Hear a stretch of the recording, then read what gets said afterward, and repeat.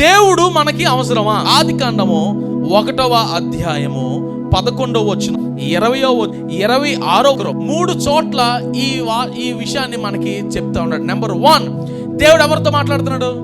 11వ వచనం, భూమితో మాట్లాడుతున్నాడు. దేనికోసం మాట్లాడుతున్నాడు? భూమి, నీలో నుండి ఏం పుట్టాలి? చెట్లు పుట్టాలి, గడ్డి పుట్టాలి, మొక్కలు పుట్టాలి. అంటే ఆ భూమికి ఏ అధికారం ఇచ్చాడు దేవుడు? పుట్టించే అధికారం ఇచ్చాడు. జాగ్రత్తగానండి ఈ మాట. ఈ భూమిలో పుట్టిన చెట్టు భూమి నుండి ఒక్కసారి వేరు చేసి పక్కన పెడదాం, ఏమవుద్ది? అది అలా లైన్లో పెట్టుకోండి. రెండోది, దేవుడు ఎవరితో మాట్లాడుతున్నాడు? జలముతో మాట్లాడుతున్నాడు. ఏం మాట్లాడుతున్నాడు? జలముల్లారా, జల జీవులకు పుట్టించే అధికారాన్ని నేను నీకు ఇచ్చా ఉంటది. చేప, సింపుల్ ఎగ్జాంపుల్. ఈ చేపని నీటిలో చాలా బయట పెడదాం, ఏమవుద్ది?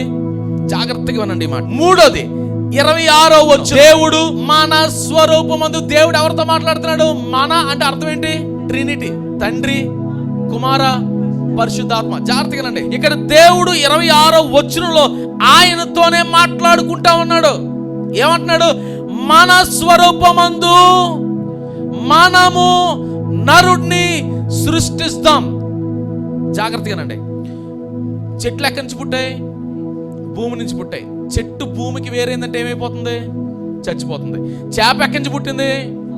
నీటిలోంచి చేప బయటకు వచ్చేందంటే ఏమైపోతుంది? చచ్చిపోతుంది. ఇప్పుడు అటెన్షన్ ప్లీజ్.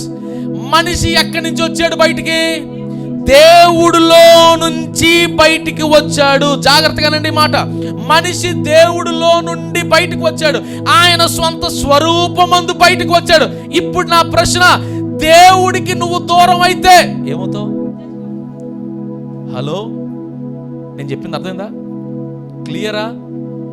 ఇప్పుడు అడుగుతున్నాను ప్రశ్న, దేవుడు మనకి అవసరమా?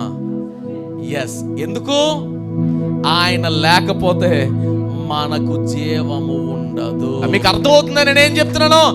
చెట్టు భూమి నుండి తీయబడ్డదా? చచ్చిపోతే. చేప జలము నుండి బయటకు తీయబడ్డదా? చచ్చిపోతే. నువ్వు దేవుడు నుండి బయటకు వచ్చావా? చచ్చిపోతావు. ఎందుకంటే నువ్వు దేవుడిలో నుండి సృష్టించబడ్డావు కాబట్టి. దేవుడు మనకు అవసరమా? ఎస్, అవసరం. ఎందుకంటే ఆయన మనం సృష్టించాడు, మనం ఆయనలో నుంచి వచ్చాం. ఆయన లేకపోతే మనం ఏమైపోతాం? చచ్చిపోతాం.